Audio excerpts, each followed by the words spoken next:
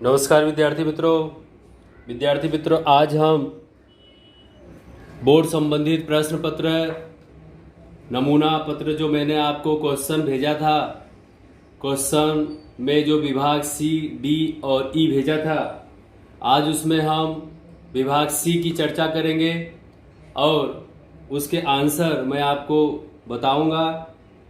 तो आप यहाँ पर इस वीडियो में अच्छी तरह से देख पा रहे हैं।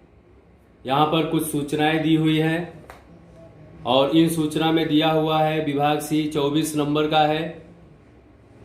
नीचे दिए गए क्वेश्चन नंबर 31 से क्वेश्चन नंबर 46 तक के प्रश्नों में से कोई भी 12 प्रश्न के उत्तर संक्षिप्त में देना है और प्रत्येक प्रश्न का जो गुण है वह 2 है। पहला क्वेश्चन है, अर्थशास्त्र में आकृति और आलेख का महत्व बताइए।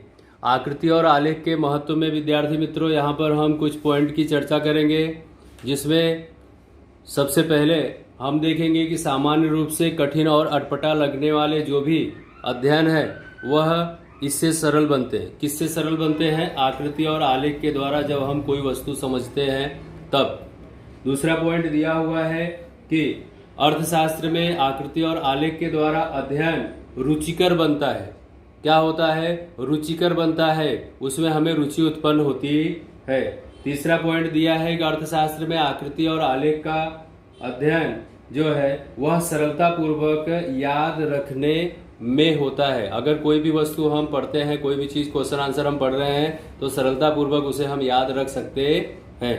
इस तरह से विद्यार्थी मित्रों अगला पॉइंट है कि अर्थशास्त्र में आकृति और आलेख के द्वारा अध्ययन जो है वह लंबे समय तक याद रहता है। क्या होता है? लंबे समय तक याद रहता है। मैंने पिछले वीडियो में आपको इसके बारे में बताया है क्यों याद रहता है, कि अगर आपको कोई एक प्रश्न सिर्फ याद करने के लिए दे दिया जाए तो याद करना थोड़ा कठिन होता है, लेकिन अगर उसी को हम सवाल के तौर पे या चित्र के तौर पे बनाकर याद करें तो हमारा क्या होगा, उसमें मन लगता है, वह हमारे लिए एक रस उत्पन्न करता है। उसमें जैसे जैसे हम कलर भरेंगे, उस चित्र को बनाएंगे, वैसे वैसे उसके अंदर क्या होगा, एक सरलता हमें दिखाई देती है और लंबे समय तक हमें याद रहता है। अगला पॉइंट है विद्यार्थी मित्रों कि देश के अंदर अर्थतंत्र में कुछ भी कठिन सिद्धांत होते हैं, चाहे मांग का नियम हो कि पूर्ति का नियम हो, उसे याद करने में यहाँ पर सरलता दिखाई देती है। इस तरह से विद्यार्थी मित्रों यह पहला प्रश्न हमारा यहाँ पे पूरा होता है। दूसरा है, आलेख के प्रकार बताइए। क्या है? अगला क्वेश्चन है हमारा, आलेख के प्रकार बताइए। तो आपको अच्छी तरह से पता है कि आलेख के कितने प्रकार हैं। आलेख के 3 प्रकार हैं। नंबर 1, सामयिक श्रेणी के रुझान दर्शाने वाले आलेख। नंबर 2, सतत आवृत्ति वितरण रखने वाली जानकारी के लिए आलेख है। और नंबर 3, लघु गुणक आधारित आलेख। तो इसमें विद्यार्थी मित्रों जो नंबर 2 है, सतत आवृत्ति वितरण रखने वाली जानकारी के लिए आलेख, उसमें भी उसके उप विभाग दिए हुए हैं 4, जिसमें पहला है स्तंभ आलेख, दूसरा आवृत्ति बहुकोण, तीसरा आवृत्ति वक्र, चौथा संचय आवृत्ति बहुकोण। इस तरह से 2 क्वेश्चन विभाग सी के यहाँ पे पूरे होते हैं। अब तीसरा 33 नंबर का है विद्यार्थी मित्रों, आर्थिक वृद्धि का ख्याल कि कोई भी 2 मर्यादा यहाँ पर बताइए। कितनी मर्यादा बतानी है? 2 मर्यादा यहाँ पर बतानी है। तो देखिए, आर्थिक वृद्धि के ख्याल की यहाँ पे कुल 4 मर्यादाएं हैं, लेकिन आपको अगर प्रश्न में पूछा जाता है 2, तो सिर्फ विद्यार्थी मित्रों 2 ही लिखने हैं। कैसे? पहला है यहाँ पर, आर्थिक वृद्धि में सिर्फ परिमाणात्मक परिवर्तन को ही ध्यान में लिया जाता है। दूसरा है, आर्थिक वृद्धि में राष्ट्रीय आय और प्रति व्यक्ति आय बढ़ती है। इस तरह से अब हम अगले क्वेश्चन पे पहुंचेंगे। 34 नंबर का जो क्वेश्चन है वह है, जीवन की भौतिक गुणवत्ता का आंक के कितने घटक हैं उसके नाम बताइए। कितने घटक हैं उसके नाम हमें बताने हैं। तो जीवन की भौतिक गुणवत्ता के आंक के कुल 3 घटक हैं। कितने घटक हैं विद्यार्थी मित्रों? 3। नंबर 1, शिक्षा का अनुपात। नंबर 2, अपेक्षित आयु। और नंबर 3, बाल मृत्यु दर। अगला क्वेश्चन है 35 नंबर का। क्वेश्चन नंबर 35, मुद्रा के प्रकार बताइए। तो विद्यार्थी मित्रों मुद्रा के यहाँ पर 6 प्रकार दिए हुए हैं। नंबर 1, वस्तु मुद्रा। नंबर 2 पशु मुद्रा, नंबर 3 धातु मुद्रा, नंबर 4 कागजी मुद्रा, नंबर 5 प्लास्टिक मुद्रा और नंबर 6 बैंक मुद्रा। इस तरह से यहाँ पर 35 नंबर वाला जो क्वेश्चन है मुद्रा के प्रकार वह पूरा हुआ। चलिए विद्यार्थी मित्रों, अब हम 36 नंबर का क्वेश्चन देखेंगे। क्वेश्चन नंबर 36, मुद्रास्फीति के लक्षण बताइए। तो आपको अच्छी तरह से पता है मुद्रास्फीति के कुल कितने लक्षण हैं? 4। नंबर 1 दिया हुआ है भाव स्तर में निरंतर वृद्धि होती है। नंबर 2 अर्थतंत्र के सभी क्षेत्रों में भाव बढ़ते हैं। नंबर 3 मुद्रा का मूल्य जो क्रय शक्ति है, जो खरीद शक्ति है, वह घटती जाती है। नंबर 4 पूर्ण रोजगार की स्थिति के बाद बढ़ता भाव स्तर मुद्रास्फीति है। इस तरह से क्वेश्चन नंबर 37 पे हम आ गए। क्वेश्चन नंबर 37 है हमारा विद्यार्थी मित्रों, रेपो रेट और रिवर्स रेपो रेट का अर्थ बताइए। रेपो रेट और रिवर्स रेपो रेट का अर्थ बताइए। आप पिछले वीडियो में इसके जो परिभाषा है, इसका जो आंसर है आप देख चुके हैं। फिर भी देखिए, जब व्यापारिक बैंकों को अति अल्पकालीन 1 दिन, 7 दिन, 15 दिन जितने कम समय के लिए मुद्रा की आवश्यकता होती है, तब वह आरबीआई के पास से मुद्रा लेती है और जिस दर से आरबीआई व्यापारी बैंकों को मुद्रा प्रदान करती है उसे रेपो रेट कहते हैं। क्या कहते हैं? उसे रेपो रेट कहते हैं। सेम इसका क्या करना है? उल्टा। अब यहाँ पर रिवर्स रेपो रेट में क्या होगा? आरबीआई को मुद्रा की आवश्यकता पड़ेगी। देखिए, जब आरबीआई को अल्पकाल के लिए ऋण चाहिए तब वह व्यापारी बैंकों के पास से ऋण लेता है और जिसे क्या कहते हैं? रिवर्स रेपो रेट कहते हैं। तो विद्यार्थी मित्रों, क्वेश्चन नंबर 38 पर हम आए हैं। सरकार की बैंक के रूप में आरबीआई के कार्य बताइए। तो सरकार की बैंक के रूप में आरबीआई के यहाँ पर 2 कार्य हैं। कितने कार्य हैं? 2। नंबर 1 आरबीआई के मौद्रिक कार्य, नंबर 2 आरबीआई के गैर मौद्रिक कार्य।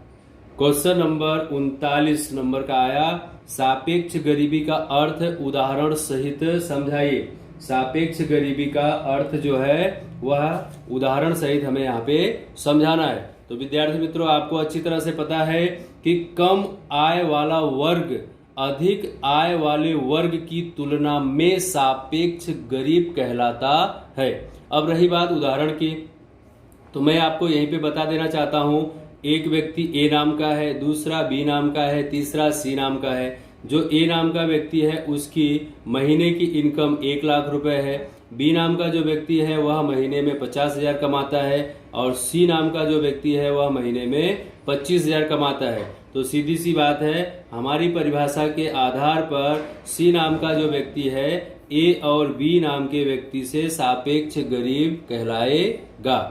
बी और सी को अगर हम एक साथ में लें तो बी और सी नाम का जो व्यक्ति है वह ए नाम की व्यक्ति की तुलना में कम आय प्राप्त करता है, इसलिए यह बी और सी नाम का व्यक्ति जो है वह सापेक्ष गरीब माना जाता है। तो विद्यार्थी मित्रों, 40 नंबर का क्वेश्चन नंबर 40, ग्रामीण गरीबी के कारण संक्षिप्त में समझाइए। ग्रामीण गरीबी के कारण जो है वह 2 दिए हुए हैं। कितने दिए हुए हैं? 2। प्राकृतिक परिबल और जनसंख्या संबंधित परिबल। तो सबसे पहले हम क्या देखेंगे? प्राकृतिक परिबल का कुछ विश्लेषण यहाँ पर करना पड़ेगा कि शुरुआत से ही भारत कृषि प्रधान देश था।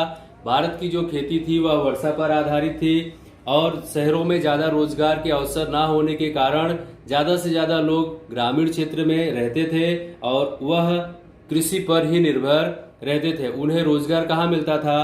कृषि क्षेत्र में। तो भारत में कृषि क्षेत्र में उत्पादन का आधार मुख्य रूप से प्राकृतिक तत्वों पर था, जैसे कि वर्षा है, जलवायु है इत्यादि पर। इसलिए कई बार, अनेकों बार अकाल पड़ना, बरसात अधिक होना अथवा ना होना, बाढ़ आना, सूखा पड़ना के कारण यह जो अनिश्चितता का सामना किसानों को करना पड़ता था, परिणाम स्वरूप गरीबी का प्रमाण अधिक देखने को मिला क्योंकि फसल का उत्पादन हो पाता नहीं था। दूसरा पॉइंट था हमारा इसमें जनसंख्या संबंधित परिबल। अब भारत देश विश्व में दूसरे नंबर पे जनसंख्या में आता है। अधिक जनसंख्या होने के कारण जो उनको रोजगार, व्यवसाय, धंधा मिलना चाहिए वह नहीं मिल पाता है। तो इस तरह से भारत में आजादी के बाद आयोजन काल दौरान आर्थिक विकास के साथ तेजी से सुधरती स्वास्थ्य की जो सेवाएं हैं उसके कारण एक तरफ मृत्यु दर में क्या हुआ, तेजी से कमी आई। क्योंकि प्राचीन समय में स्वास्थ्य संबंधी सुविधाओं की जो व्यवस्था थी वो कम थी, लेकिन आज के समय में है तो जो मरने वाले लोग थे वो मरे नहीं, तो मृत्यु दर में क्या हुई, कमी देखने को मिली। लेकिन विद्यार्थी मित्रों उसके सामने जो है जन्म दर में कोई विशेष कमी देखने को नहीं मिली। तो क्या हुआ, देश के अंदर जनसंख्या बढ़ा, और जब देश के अंदर जनसंख्या वृद्धि देखने को मिलती है तो तेजी से जनसंख्या बढ़ने के कारण प्रति व्यक्ति आय में वृद्धि नहीं होती है। क्यों? क्योंकि अगर एक रोजगार कहीं पे उत्पन्न होता है, एक रोजगार का सर्जन होता है, तो उस रोजगार को पाने के लिए अनेकों लोग वहां पर लाइन में खड़े हैं। तो रोजगार तो सिर्फ एक व्यक्ति को मिलेगा, लेकिन बेरोजगार वहां पर क्या है, बहुत सारे लोग हैं। इसलिए बढ़ती हुई जनसंख्या के कारण उनकी आय जो है आय कम होने के कारण वह गरीबी का सामना करते हैं, और जिससे उनकी हालत जो है वह दयनीय होती है। इसलिए गरीबी में अधिक वृद्धि देखने को मिलती है। तो विद्यार्थी मित्रों अब हम क्वेश्चन नंबर 41 पर आए हैं। क्वेश्चन नंबर 41 है, घर्षण जन्य बेरोजगारी का अर्थ उदाहरण सहित समझाइए। 41 नंबर का जो क्वेश्चन है, घर्षण जन्य बेरोजगारी का अर्थ उदाहरण सहित समझाइए। तो घर्षण बेरोजगारी मतलब कि पुराने उत्पादन पद्धति के स्थान पर नई उत्पादन पद्धति का उपयोग करने से जो बेकारी सर्जित होती है उसे घर्षण जन्य बेकारी कहते हैं। अथवा इसे हम दूसरी भाषा में कहना चाहें तो कह सकते हैं कि पुरानी टेक्नोलॉजी के स्थान पर नई टेक्नोलॉजी का उपयोग करने से जो बेकारी सर्जित हुई या होती है उसे घर्षण जन्य बेकारी कहते हैं। आप लोगों के पास बहुत सारे उदाहरण हैं इसके। प्राचीन समय में घोड़ा गाड़ी चलती थी, आज ऑटो रिक्शा टैक्सी चल रहा है, ठीक है। तो घोड़ा गाड़ी चलाने वाला व्यक्ति ऑटो रिक्शा या टैक्सी सीखेगा तो उतने समय के लिए क्या रहेगा, बेकार रहेगा। प्राचीन समय में पुराने कीपैड वाले फोन चलते थे, आज एंड्रॉयड फोन चल रहे हैं टच स्क्रीन वाले। तो इसकी रिपेयरिंग करने के लिए, इसको बनाने के लिए जो व्यक्ति सीखेगा, जब तक सीख नहीं जाएगा तब तक वो बना नहीं पाएगा, और उतने समय के लिए उसे क्या करना रहेगा, बेकार रहना पड़ता है। प्राचीन समय में टाइपिंग का काम चलता था, आज कंप्यूटर आ गया है, तो टाइपिंग का काम करने वाला व्यक्ति कंप्यूटर जब तक सीखेगा। इस तरह से विद्यार्थी मित्रों आपके पास अनेकों उदाहरण है। अब हम आए हैं क्वेश्चन नंबर 42 पर। प्रधानमंत्री कृषि सिंचाई योजना कब और किस उद्देश्य से शुरू किया गया? प्रधानमंत्री कृषि सिंचाई योजना कब और किस उद्देश्य से शुरू किया गया? तो प्रधानमंत्री कृषि सिंचाई योजना 1 जुलाई 2015 से शुरुआत की गई और प्रत्येक खेत को पानी मिले इस उद्देश्य से शुरू किया गया। 1 जुलाई 2015 से शुरुआत हुई और प्रत्येक खेत को पानी मिले इस उद्देश्य से इस सूत्र के साथ इसकी शुरुआत की गई। क्वेश्चन नंबर 43 विद्यार्थी मित्रों, लेन देन की तुला को असर करने वाले कोई भी 4 परिबलों के नाम बताइए। कितने परिबल बताने हैं? कोई भी 4। तो विद्यार्थी मित्रों 4 परिबल कुछ इस तरह से हैं। तो परिबल बताने के पहले आपको एक बार परिभाषा बता देना चाहता हूं। लेन देन की तुला को असर करने वाले परिबल अर्थात देश में आयात निर्यात, पूंजी साधनों की हेरफेर, पूंजी निवेश, ऋण इत्यादि को असर करने वाले परिबल इत्यादि। तो इस तरह से जो इसको असर करने वाले परिबल हैं, जैसे कि विनिमय दर है, विनिमय होने वाली वस्तु और सेवाओं की देश तथा विदेश में कीमत क्या है, विनिमय होने वाली वस्तुओं की विविधता और गुणवत्ता, अनिवार्य आयात, देश के आर्थिक विकास का स्तर, व्यापार पर राजकीय और कानूनी अंकुश। इस तरह से इसके असर करने वाले परिबल यहाँ पे आपने देखे। तो क्वेश्चन नंबर 44 है, विदेश व्यापार के कारणों के सिर्फ मुद्दे बताने हैं। विदेश व्यापार के कारणों के सिर्फ क्या बताने हैं? मुद्दे बताने हैं। तो आपको पता है विदेश व्यापार के कारण के कुल कितने मुद्दे हैं और कौन कौन से मुद्दे हैं। तो सबसे पहला मुद्दा है विद्यार्थी मित्रों, देश में उपलब्ध उत्पादन के साधनों में अंतर। दूसरा मुद्दा है उत्पादन खर्च।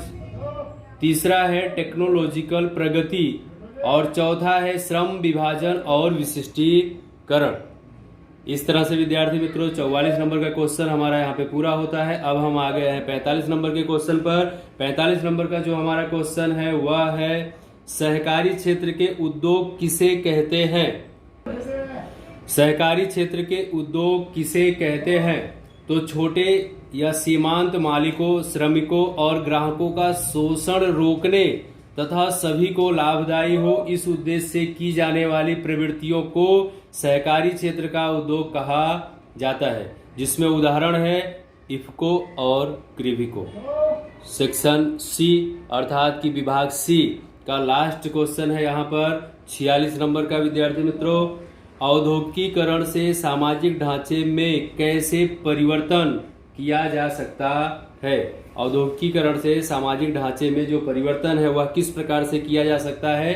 तो औद्योगिकीकरण से नई औद्योगिक संस्कृति का सर्जन होता है और जिसमें अनुशासन, परिश्रम, प्रतिस्पर्धा, समूह प्रवृत्ति, स्वनिर्भरता, सहयोग, आपसी समझ, आपस में जो सहमति है उसकी समझ, नव संशोधन वृत्ति, संस्थाकीय क्षमता जैसे गुणों का विकास होता है।